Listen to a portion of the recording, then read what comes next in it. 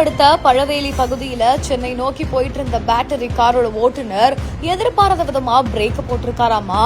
இதனால அந்த வாகனத்துக்கு பின்னால வந்த நுங்கபாக்கத்திற்கு உறவினர் துக்க வீட்டிற்கு போயிட்டு இருந்த ஹேமச்சந்தர் அப்படின்றவர் ஓட்டிட்டு வந்த கார் மோதி அதுக்கு பின்னால வந்த சூனாம்பேடு பகுதியில இருந்த கோழு மாவு மூட்டைகளை ஏத்திட்டு வந்த சரக்கு வாகனத்தை ஓட்டிட்டு வந்த சுதாகர் அப்படின்றவரோட சரக்கு வாகனமும் மோதி இருக்குது.